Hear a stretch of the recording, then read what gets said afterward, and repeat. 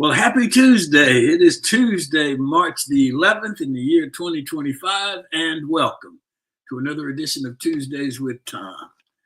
It's Women's History Month, and we celebrate those women who have made history in some major way, but also those women in our own lives that make daily history in families and communities and everyday life. Those women include mothers, wives, girlfriends, aunts, friends, bosses, teachers, and of course, grandmothers. This past weekend, I was up early and caught a show on television called Long Lost Family, an episodic about people who were adopted and their search for their biological parent or vice versa. Biological parent is also searching for them. The emotion that was involved, the courage, the anxiety. In many cases, the adopted child feels they've been rejected once and fear a second time rejection if they actually meet their biological parent. The family history is already altered. In some cases, in a couple of the cases, young girls who became pregnant have been raped and they were shamed by their family. So this woman, she was forced to give up her baby, and 50 years later, that baby goes and finds her biological mother. It's all a part of family history, and most of the time it's led by women's history. I want to offer congratulations to the South Carolina women's basketball team for their championship run to the SEC Women's Championship and their victory over Texas. Specifically, I want to congratulate our friend Antley State, the big South Carolina fan, and the young history-making women of South Carolina. Congratulations, Antley. Our G-list guest today is a roundtable of our own personal stories of women's history. Should be an interesting conversation. So our show today is brought to you by the Best Girl Consulting Firm. So let's catch up to Best Girl. Best Girl is a consulting firm that provides customized leadership, access and inclusion, public relations, communications, and organizational consulting services.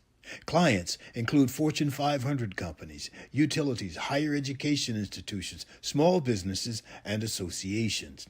Best Girl's team of consultants, led by Joyce Gilly-Gossam, Emily Hedrick, and Sean Jones, partners with business and education clients to promote organizational effectiveness, communication, motivation, and leadership, with always an impact on the bottom line. Best Girl's customized consulting services include strategic planning, corporate communication, executive coaching, fundraising, and economic development. Best Girl continues to customize the solution that fits your needs. So let's go to our roundtable discussion. Barbara Wallace-Edwards and Michael Walker are here with us today. Also Emily Hedrick, and then you in the chat. So Barbara Wallace-Edwards, good morning. How are you? Good morning, Tom. I'm doing well. Thank you. How are you all this morning? I'm doing great. Thank you. What's going on in your world? Well, Tom, I want to start by congratulating our friend Cassie Ferguson, who was on our show a couple of weeks ago. I attended the United Negro College Fund Gala this past weekend, and it was a huge success.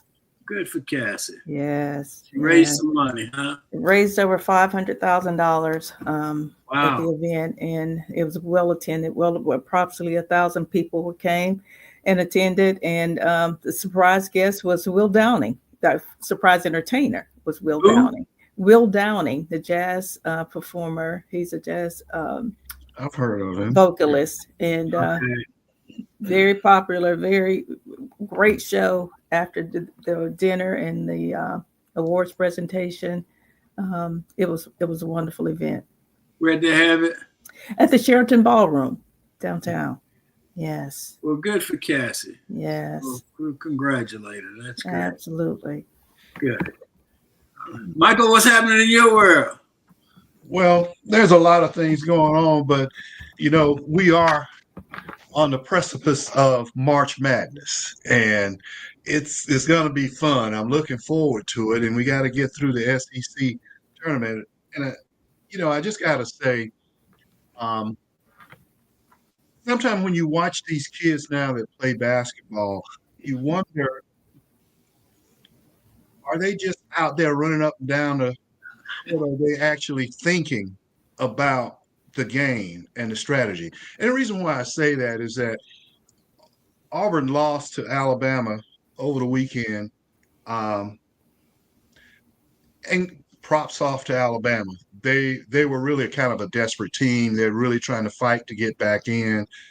And I'm disappointed in the lack of preparedness, or should I say, the lack of being laser focused by the Auburn team these last two games, especially after they won the regular season. It seemed like they just took their foot off the pedal. Yes. But we lost a player in the game, a very vital player, Chad Baker Mazzaro. In actuality, he's the only person on Auburn's team that can get his shot on his own without having somebody set him up. And Tom, you know what I'm talking about. When you're playing basketball, there's certain people, they can play basketball, but somebody else got to set them up, give them the ball in a certain spot so they can shoot it. Chad can create his own shot. Mm-hmm. And losing him hurts the rhythm of Auburn's basketball. Yes.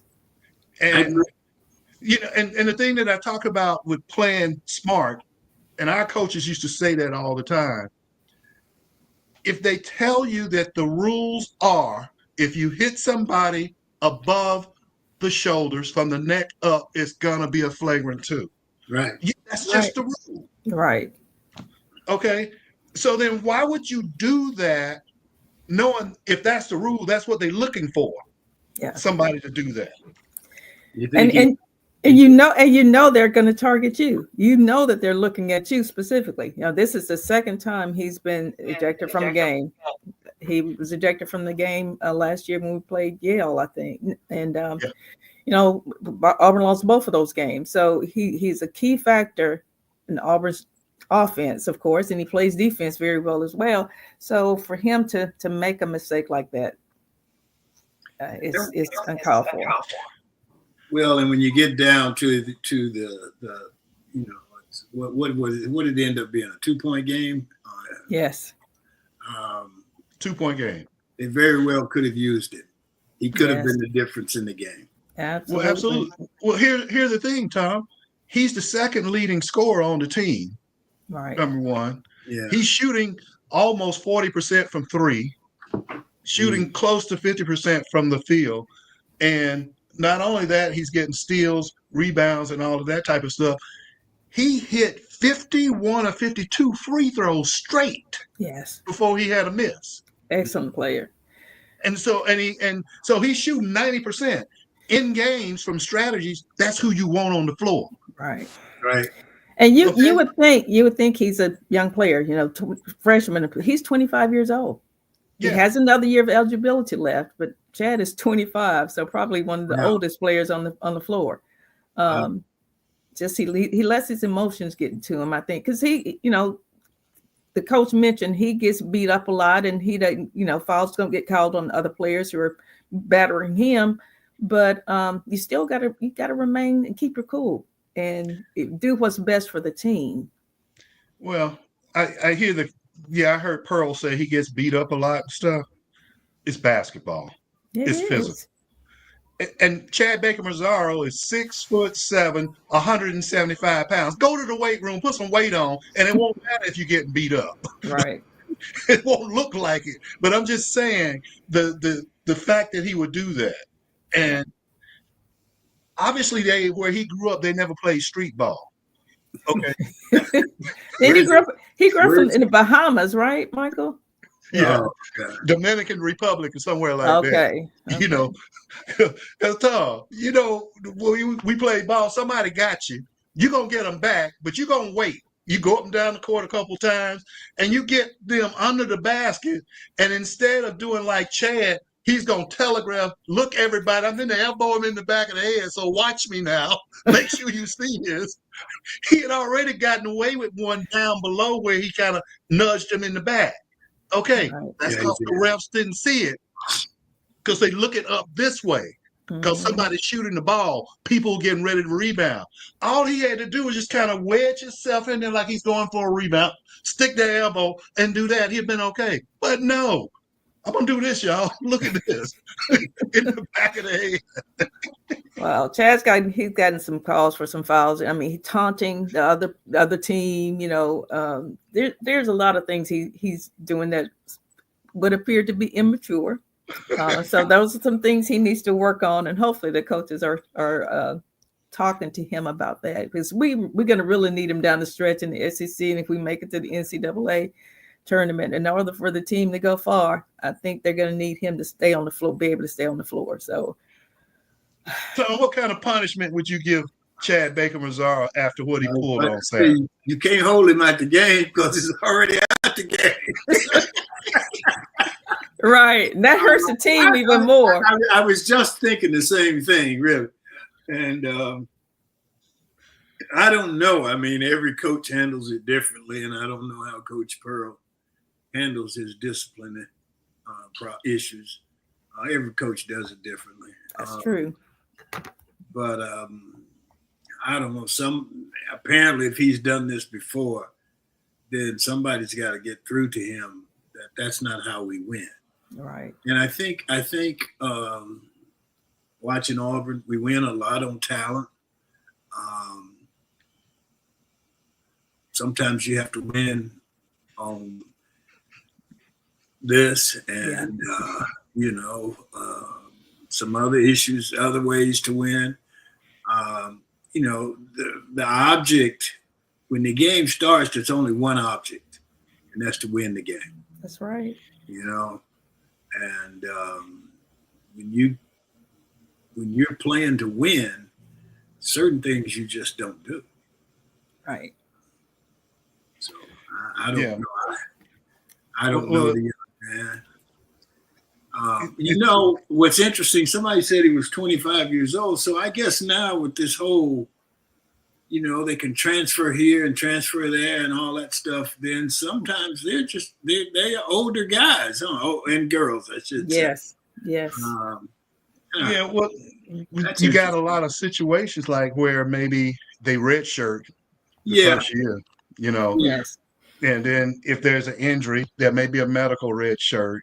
Then because of where we are and COVID, everybody got an extra year for COVID. Anyway, right. Yeah. And he transferred in. I don't know if he came from a junior college or not, but if he did, he had an extra year because some time for that. So right, that's the other thing. So that right there, we've just come up with about 4 years right there. Right. So, he can do that. It's interesting. I see where Ray Crump said that Chris Youngblood stepped on Chad and did stuff. I do not doubt that at all. But you know what the deal is, Tom? The scouting report on Auburn is that Chad Baker-Mazara is a hothead.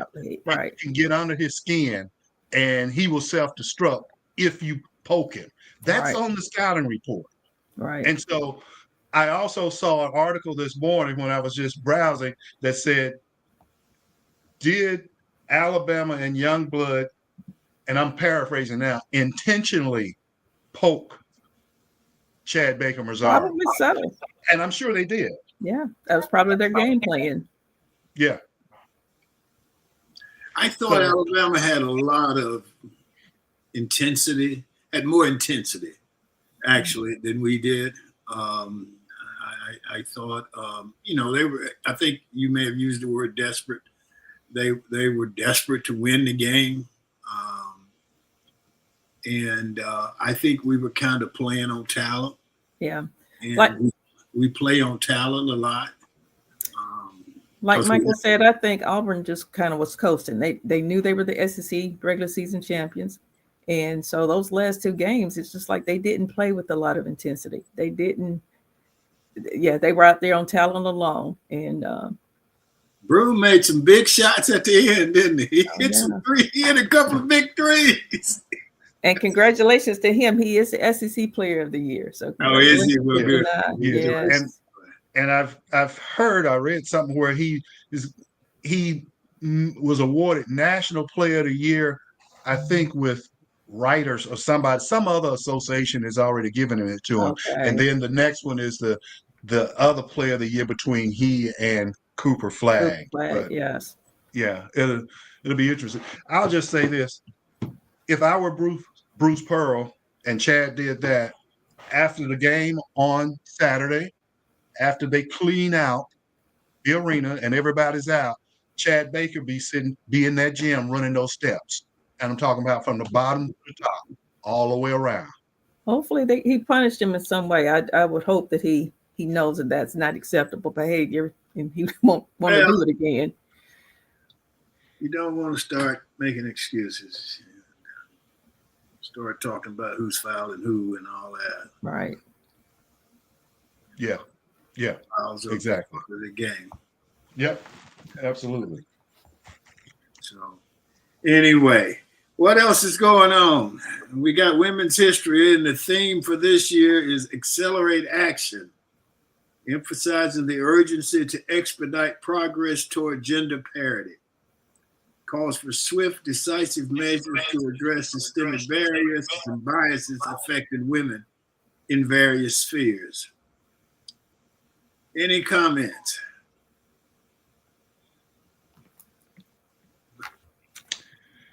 I will just say that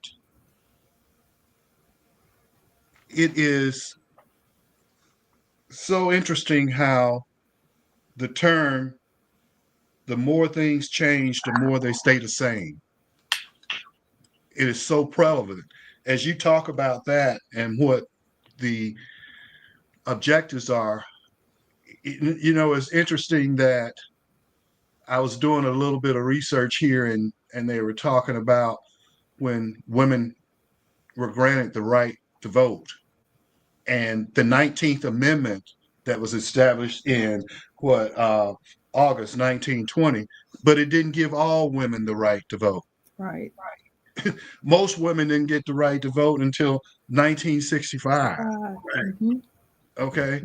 And then you think about, we're now talking about and celebrating, rightfully so, Women's Month. And when you look at that, it took an act of Congress to get Women's Month passed and approved. Right.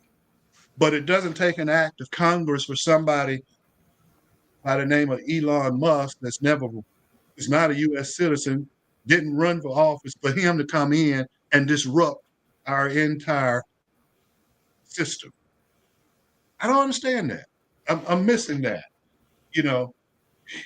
And you look at all of the contributions that have been made by women for this country.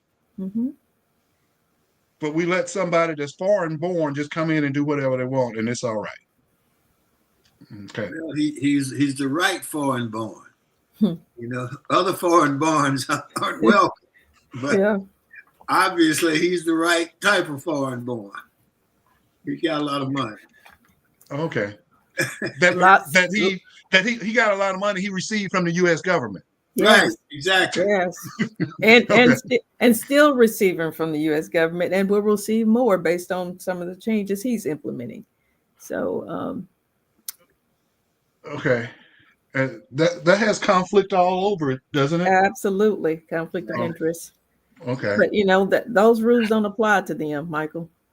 Okay, the laws don't apply to them. They don't care anything about breaking. He's what, Michael? I mean, Tom. Yeah, guy. Oh, yeah, that's some DEI for you. Speaking of that, Equal Pay Act for U.S. Congress for women, 1963. Mm-hmm. It was the first piece of federal legislation to prohibit sex-based discrimination for pay. And that was just 1963. And it still existed even after that law was passed. I mean, there was still no parity in pay for men and women.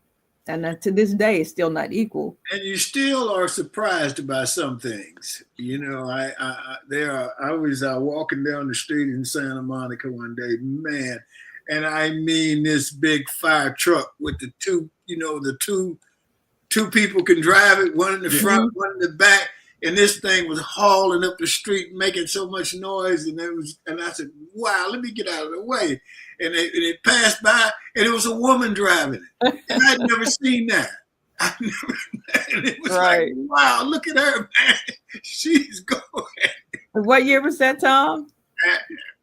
Just a couple of years ago. A couple of years ago, yeah. Exactly. And I guess I shouldn't have been so taken aback by it, but it did because it isn't something you normally see. I don't think I've ever seen a woman driving a fire truck. And this is one of those big ones, man. I mean, she well, was who was on the front? Was she driving the front or was she driving the back? Which one? It was fun. So that's accelerate action. She accelerated action, right? Yes. Yeah. Well, think about this. This is something I learned. The American Revolution, you always hear about Paul Revere and all that, riding the horse and stuff. This is something that I've never heard before. American Revolution heroine Sybil Ludington is thought to have ridden more than twice as far as Paul Revere to warn the militiamen that the British were coming. Wow. She is said to have made an all-night ride 40 miles to rally militia after the Danbury, Connecticut had been set ablaze by British forces. Wow. And that's the type of history, Michael, that's just buried somewhere. It's hard to find. You have to look it up. It's not in our history books anywhere. Those type of things, that the minority contributions, or I don't even want to use the term minority, the contributions of Black Americans and women, you almost have to just search for it. It's hidden information. And if the current administration have their way, probably any information that's in the history books will be removed. But there's so many unsung heroes, women who have been inventors and created things. I was looking up just some of the unsung heroes, and there's a woman, Stephanie Colette, who invented Kevlar. Kevlar is a strong, lightweight synthetic fabric that's used in many applications, including bulletproof vests, aircraft, and car brakes. I'd never heard that information before. Catherine Burr Blodgett invented non-reflective glass. It's those type of things that you have to search and find that information. It's not anything that's just going to be relative in our history books that we hear about and learn about on a daily basis. Yeah, and I think there are things that are smaller, maybe quote smaller things even. I mean, I think if we just we have to pay attention. But, right. I think about my mom and how she took me to the Titusville Library when I was very young. She let me check out as many books as I could check out, and then I had read them all in about 2 or 3 days, and we went back to the library, and that started my thing back and forth to the library. And my mom told me one time that I asked her what she wanted me to be when I grew up, and she said, you can be anything you want to be. Yeah. I've never forgot that, because when somebody tells you something negative, right, it stays with you. Yes. And when somebody tells you something positive, it stays with you. And right. I've never, and she told me that, man, I was a little boy, but I've never forgotten it. Right.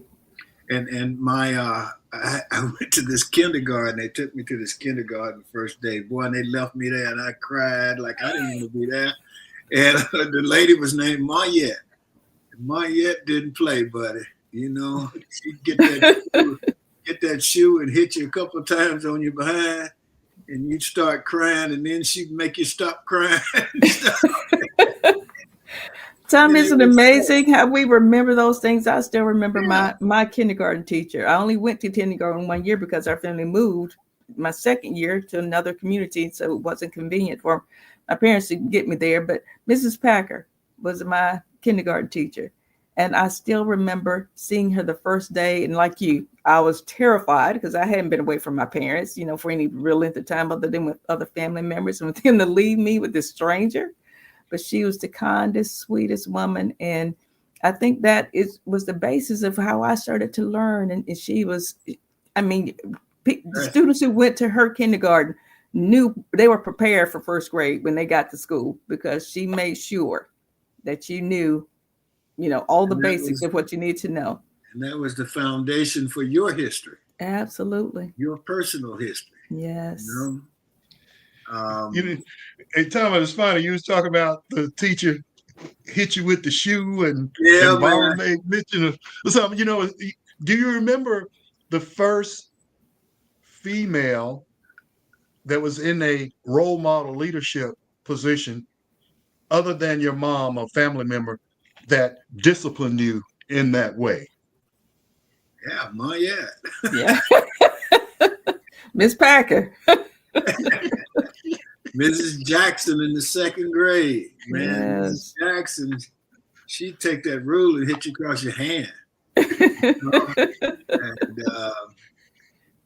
we had a time, second me, Adrian Polk, and this other guy, she sent us downstairs to straighten up the cafeteria. Something like that. We'd had something that morning. And we got down there, boy, we were by ourselves, and we started playing stuff and running around and running. And I fell and slid up under one of those tables and hit my head. And when I got back in the classroom, my knot had risen up on my head. Mrs. Jackson, she got those other two boys and hit them with that ruler in their hand. And she said, I ain't going to even hit you because you already got your. You've already been punished. I can think of a lot of things. One of my first supervisors when I went to work at Bell South was a woman, and Terry Self, and we had good conversations. She was I got along with her well. Right. There was no issues. We're having city council elections down here today, and my wife was on the city council down here for 6 years. She was. There were a lot of good old boys on that council when she went up there. Yeah. Was she the first Black female, Tom? Probably so. Yeah. Yeah, I'm sure they gave her a hard time. She didn't. But they didn't. They backed off real quick. They had to. I know Dr. Joyce didn't allow them to run over her. So yeah, it was cool, and it was great. I just think of a lot of the women in my life who've been influential. Yes. Certainly Joyce and my mom and some of my teachers. Miss Horn, man. Miss Horn was my teacher in high school. She was my speech teacher, and she was great. Miss Horn could grab you behind your ear and take you to your knees. She was a bigger woman, and but man, I sure did. She was great to me, and she started me writing for the school paper in high school, and was just a great person to deal with. A great relationship. I love Miss Horn. She was wonderful, and she was so dedicated to that school that when she passed at the school during the summer, she was up there doing some work, and they found her. She had passed at the school. Oh my gosh. Wow, Great, that's dedication. That sounds like my guidance counselor in high school, Mrs. Felina McCants, who had such an impact on so many young people in the Mobile County school system. She was a counselor at my high school, Viger High School, but before that, she worked at Mobile County Training School, and probably one of the first Blacks that were hired in the integrated school system. And she made sure that Black students who wanted to go to college got a chance to go to college. She exposed us to, going to college campuses and talked to us about the importance of having great grades. And again, the countless number of students that she touched and changed their lives, trajectory of their lives is unbelievable. I think just like people can have, that boy can be anything he wants to be. My mom told me, James Owens, James was my roommate. James was my friend. He was the first Black athlete at Auburn, first Black football player. James told me the story about going to Fairfield High School, which the Black kids went to Fairfield Industrial, right? But then they integrated Fairfield High School. And James said that the teacher told him one day, said, I don't even know why you're here. because you're just going to go out and work at U.S. Steel like all the rest of them. And James said that just totally deflated him. Yes, I can understand. Made him didn't really want to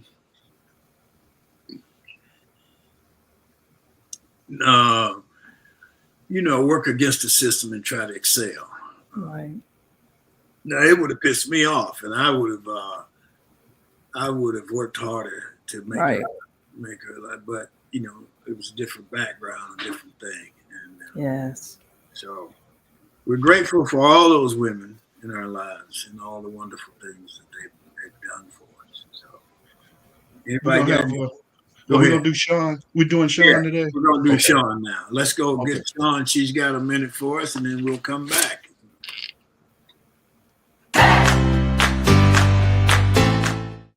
Good morning to everyone joining in with us. My name is Shantia Jones, and this has got a minute.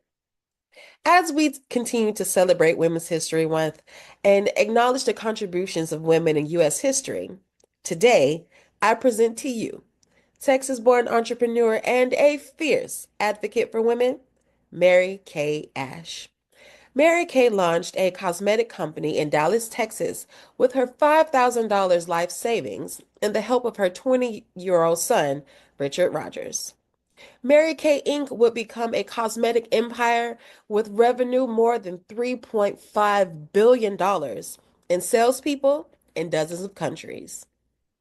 Mary Kay quit her sales job in the early 1960s after a man had been promoted to a position above her at double her salary. Mary Kay, one of the world's largest direct selling companies, became renowned for an award-winning system designed for women, including mink coats, diamond rings, and you guessed it, pink Cadillacs. Mary Kay once owned a 19,000 square foot mansion with a gigantic pink marble tub. Mary Kay became one of the most recognizable businesswomen in America and relished in mentoring her saleswomen while referring to them as her daughters. She said, I want you to become the highest paid women in America, she told them in company motivational speeches. Happy Women's History Month. Thank you all for joining in. My name is Shantia Jones, and this has got a minute.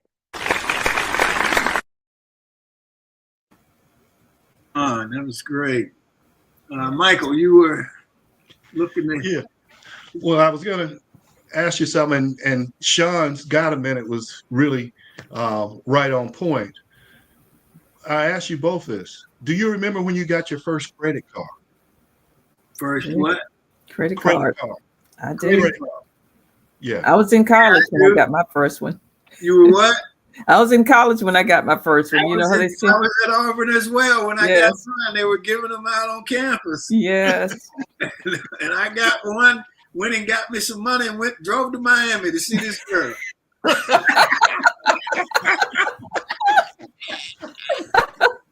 Of course you did. Oh my gosh.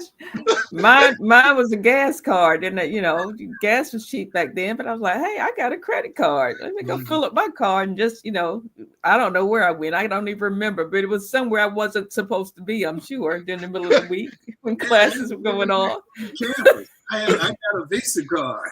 Yeah. Well, the reason why I asked you guys this question, women could not get their own credit cards until 1974 when the Equal Credit Opportunity Act, more formally known as Title VII of the Consumer Credit Protection Act, was passed by whom? Congress. Yes. Hmm. Yeah. So it's interesting. You both were in college at Auburn in the early 70s. Yes. And it was 74 when women could get their own credit cards. I think I got mine in my first one in 76. So yes. Wow. Isn't that amazing? Well, let me ask you guys something. Do you think you will see a woman president of the United States in your lifetime? I would certainly hope so, Tom. Especially I don't ask you what you hope. I ask you what you think you would see One. Yes, I'm going to claim it. I will Okay. see one. Yes, I'm Michael? going to go ahead and claim that. Take into Well- consideration what age you are now, what Right. the life expectancy is, and how, we got dummy in there now for the next, hopefully, one term. But Right. so you tell me so that takes care of the next 4 years. Mhm. So yes or no? I'm going to say yes, only because I feel like it's bound to happen at some point. You know, and that's a loaded question because one's life expectancy is how that is, and with who we have in office now, and you got Putin, none of our life expectancy may be very long. That is true. I forgot about that part, Michael. and But that's why I was hesitating, but I would say I would think so, and I'm gonna put it this way. I'm gonna say I would think so based on merit. well, after this current administration is done, I think people are just going to be so happy to get someone in there who can do a great job and has some integrity. And so I do think if there's a woman that runs the next term, I think that there's a strong possibility we can have a woman president. I really do. Do you, Tom, think so? We in my lifetime, I don't Yeah. know. I don't know. The average, the average age for a black man in America is 78 years old. And I'm 5 years away from that. So we got dummy for the next 4. So more than likely the answer is no. If in fact I live to the average age. Now, if I live to be as old as my daddy, 96, then yeah, I may see 2 women get elected. Right. But yeah, I mean, you can't take for granted things, Right. And we've had 2 women to run who were very qualified, Right. who, in my opinion, should have been elected, particularly in terms of who they were running against. And I'm still not convinced that at least one of those didn't win the election, and because there was some rigging going on behind the scenes. I do think that maybe Kamala actually won the election. My personal opinion. Yeah. Trump has actually stated that there was some rigging going on. That Elon knew these machines and made some changes to the machines and all of this thing. So he's basically admitted that. I think but just the fact that we're discussing it, Mm-hmm. and there's some hesitancy in our discussion, says a lot about where we are in our society still. It does. That's so true. That we still have a ways to go, because none of us have sat here and said emphatically, Right. yes, there will be one. That's sad. I just thought of that last night. I thought, that's a good question Right. to ask. Okay, what do you got? You got something, Michael? Well, I was just thinking about what you're talking about there, and it's sad to see that one of the things that probably puts a douse on our optimism is when you look at how things are being done. Like, in other words, and somebody said this to me before, and I didn't pay a lot of attention to it, but they said, nowadays, what's right, what used to be right is now wrong. And what used to be wrong is now right nowadays. And look at it in the terms of what's going on with Ukraine, Russia, and the US. Everybody saw Russia invade Ukraine. Everybody did. It took them 3 weeks to get there. Right. They drove their tanks 5 miles an hour to get over there, and we watched that for 3 weeks. And now in these negotiations, and Russia took parts of Ukraine by force, illegally, whatever. Now, because of a flip in the elections, we have our current president that accused Ukraine of starting the war after everybody saw it. And now it's saying in order for peace, Ukraine's going to have to relinquish territory that Russia invaded and took. And so when you see stuff like that happening, that's really cut and dry, so to speak, based on what we saw, it's so very hard to sit here and say that we will have a female as a president because things just do not show that linear progression of being fair. Moving it. I mean, so after this election with Miss Harris, Kamala Harris, Vice President Kamala Harris, are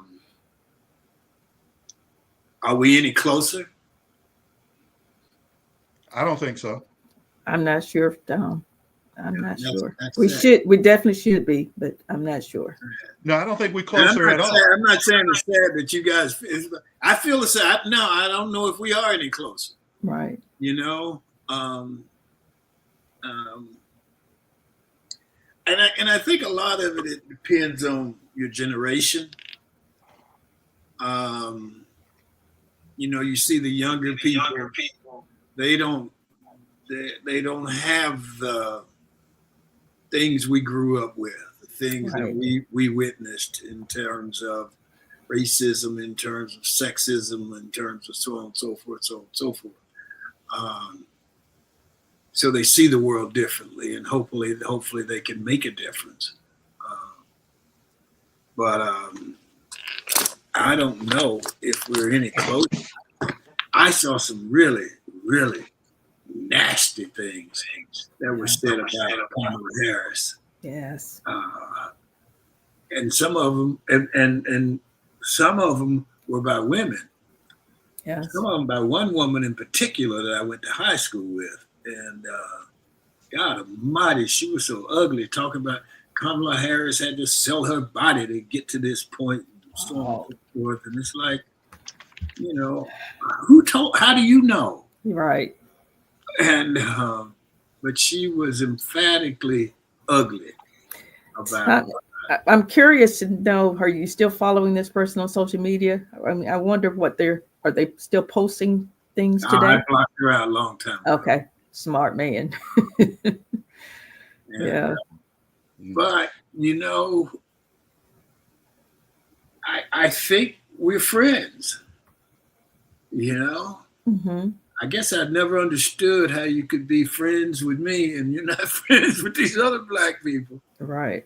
But You're different. They see you as different. They'll tell you you're different, Yes. you know? Yeah. Well, you know, it's funny. We were talking about all the contributions that women have made in society. I'd like to kind of bring it closer to home as, you know, I've all mentioned the fact of being raised by my grandparents, and obviously my grandmother played a very influential role in my upbringing. You know, and she taught me a lot of things with all these sayings and all this type of stuff. But she had a different side of her too that I felt like was somewhat diabolical. And the reason why I say that is she was always trying to play these mind games with me and challenge me mentally and stuff, you know. And she'd always say, use your head for something more than a hat rack. And I'm like, you know, what are you talking Yes. That's a good You know, Yes. and I remember where, you know, she would do certain things like, you remember when 60s, 70s, when pot became the big rage and everybody smoking pot, you know, and the people of my grandparents' generation, they thought that if you smoked a joint, you were gonna go completely crazy, lose all your brains, and be a fool the rest of your life. You know, heroin. Yeah, Legend of heroin. yes. And you know, I remember the things that she used to do to try to catch me with pot or see if I was smoking pot. And one night, a buddy of mine, and this guy was he was a big dork, really. When I say big, I mean mentally a dork, cool guy, nice guy. He stopped by and we were talking and we were down in the den talking, and then he left. I went to bed. The next morning, like about 5:30 in the morning, my grandmother woke me up and said, Michael, I found this down there in the sofa where you and that boy was sitting last night. Is this marijuana? And I woke up and I looked at it and I said, no, it looks like the stuff that comes off the pecan trees. And I turned over and went back to sleep.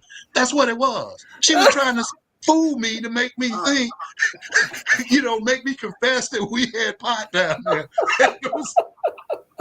When pecan trees get ready to bloom, they have a little tassel, this stuff drop down and you rub it up. It can look like pot. She had that in her hand and woke me up like at 5 in the morning and say, this is what I found in the sofa. Is this some marijuana y'all had? Hey, my mom went to a seminar. She knew how it smelled. Yeah, they showed us how it smelled and everything. Wow. Mama, go ahead on. Yeah, that was an interesting. Our mothers were amazing. Our mothers and our grandmothers. My mom, I talked about it before on the show, but my mother was a high school dropout. She actually dropped out of high school and married my dad because she was running away from an abusive family situation, had an abusive stepfather. And so she had 6 children in an 8-year period of time. Damn.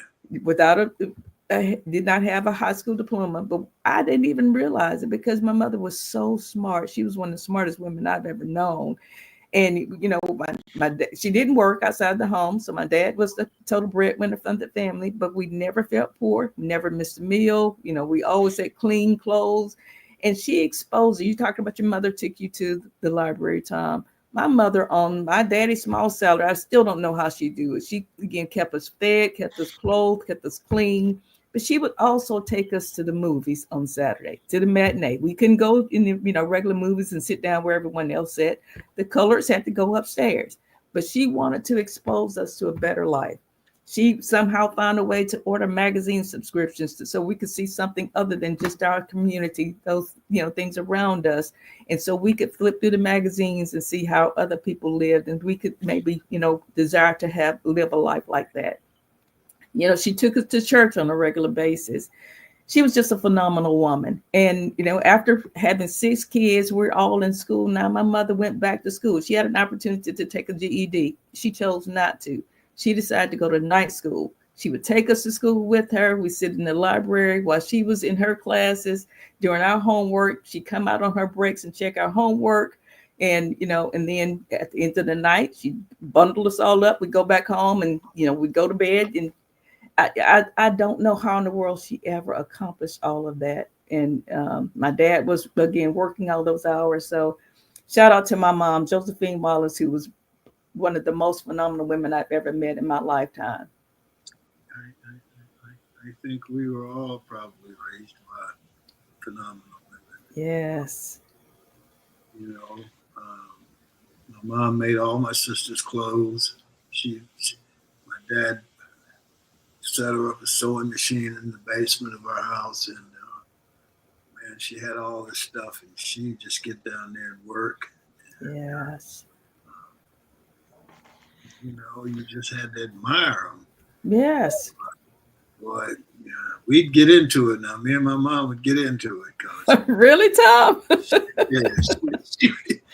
My mom believed in discipline. And I was getting older, And, it's like, come on now. But yeah, she was cool. Yeah. I also had the privilege of having my great grandmother grow up with me. That's great. And she was like right behind us in the house behind us and stuff. And it was so interesting going to sit and talk to her, and she's telling me about things that happened so many years prior, like when she was a little girl. My great grandmother, I think she had 13 children, and she was like a little short lady and stuff. And she used to say, I'm a little piece of leather, but I'm well put together. That's what she would always say. Sounds like my mom. She was short in stature, 5'3", but when she spoke, people listened. So Yeah. You know, And she was something else, and I remember she was like in her 80s and stuff, and I guess I must have been like in second or third grade. I'm like, oh, this lady can't beat me. I can run. I'm gonna outrun her. So I challenged her to a race in the backyard. She pulled, she wore ladies back then wore those real long knee ankle dresses. She right. pulled her straight up. Her dress up above her knees and took off running and blew my doors off. it's interesting. And grandmothers are so special in your life. Oh yes. I didn't know, my dad's mom, I never knew her. She passed before I was born. She had 13 children. And my mom's mother, she had 7. But I did get to know her and did get to spend time with her. She died when I was about 12, though. So, yeah, they left early. But, Wow. yeah, there's a lot of women around in our family. Yes. So you grow up with a lot of women, and you learn how to treat a woman. Right. That's a big thing. My dad gave me lessons on how to treat a woman. Yeah, he was a big believer in that. That's special. Anything else anybody got? Tom, the only other thing I want to say is I want to give a huge shout out to single mothers, women who Yeah, I agree. can work a full-time job and take care of kids and take care of a household. And, they deserve special attention. And so during this Women's History Month, I know they get attention on Mother's Day, but I want to give a shout out to single moms everywhere. Good. I think, yeah, I agree with you there. And then, like I said, I was watching this thing and on television, and this woman, she had been raped by these 2 boys when she was a teenager. And her parents wouldn't listen to her and put her in a home. Wow. And Salvation Army home for pregnant girls or wayward girls or whatever it was called. And, so it was 40 some odd years later, she was trying to find her child. Wow. Oh, wow. It really was. It brought tears to my eyes, but they found each other, and it was just an incredible piece of television. Yeah. So anyway, anything else? I just want to join Barbara in saluting not only the single mothers out there, but mothers everywhere. Yeah. For what you've done for our country and what you continue to do for our country. I think that we are a much better place when everyone has a seat at the table and is given the opportunity to participate. Right. Everyone true is a product of their environment, but it takes all of these environments to make us a better place. It does. That can be something in your background and experience, Tom, that I may not have been exposed to. And we come along on a problem, you can draw on that to help get us through. I think that's how we need to look at our diversity and our differences in that way, rather than looking at it, how does it benefit me? Right. So, and especially in negotiations. And I think a lot of issues that we have in the country right now is because people do not seek to understand first so that they may be understood. Right. True. Very true. Yeah, absolutely right. All right. Well, thank you, Michael. So, all right. Well, we'll go to the closing comment. That is great. Thank you, guys.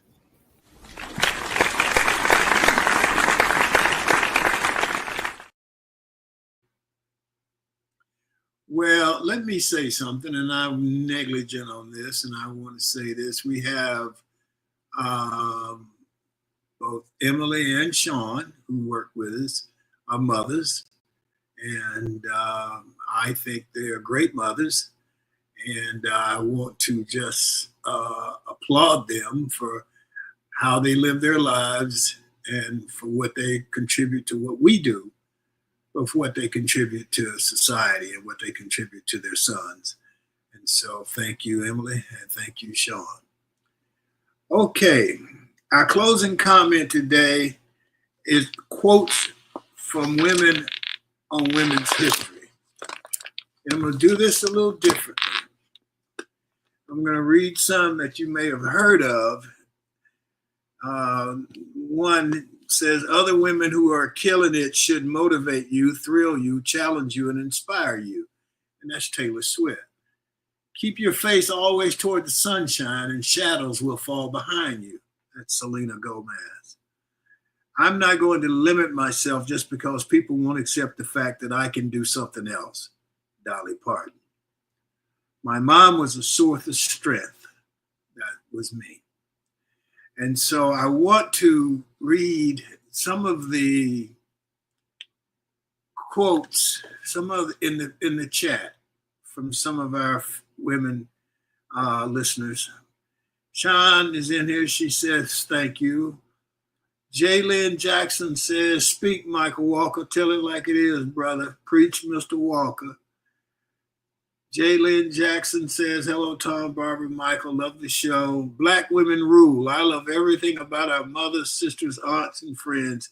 Shout out to the single mothers. Each of you rock. Jaylyn Jackson says, Black mothers knew how to make it work. My mother was so influential in our life. I look at so many women and can't find one better than mine. Johnny May was the truth. The things she did to make a way out of what seemed to be no way. Mother taught us to be proud, respectful, and loving of each other. My mother was the best thing that could have ever happened to my dad. Fred Jackson Sr. was so blessed to be married to her. Thank you, Mother, for being our queen. Jaylyn Jackson also said, my grandmother did the same thing. Now I understand her psychology because her mental intellect made us the strong men we are today. My granny was diabolical too. I think that's in reaction to Michael's comment. Black women taught us they can rule. I expect to see a woman president in my lifetime. I wholeheartedly believe that Kamala won the election. The muskrat invaded the election and caused the Urangi, whatever that word is, imbecile to win. Raymond Kopp says, I don't believe I will see a woman president in my life. There are too many that still believe that's not a woman's position. Anthony Tedishi says, Verdo Razor, thank you. Have an awesome week. Lori Wallace says, Barbara, don't forget to mention the museum has an exhibit recognizing Mrs. Packer. Vernell Razor says, women have made so many contributions that we never learn about.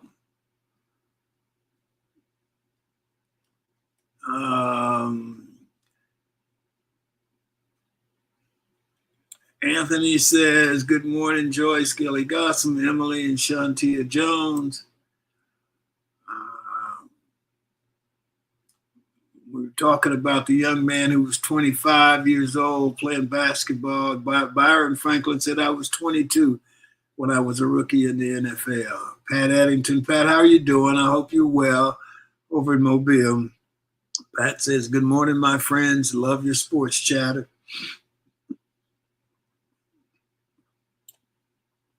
And a couple new ones just came in. Anyway, so that's our show for today. We want to thank the audience. We appreciate you. First of all, we want to just say congratulations and we honor all women out there and wish you the best. Thank the audience. We appreciate you. Thank our sponsor, Best Girl. Thanks again to the TWT team, Barbara, Sean, Emily, Michael, and Joyce. That's it for this March 11th in the new year of 2025. Remember, a day without a smile is a day wasted. Enjoy yourself. Make every day count. Stay safe. Blessings and peace.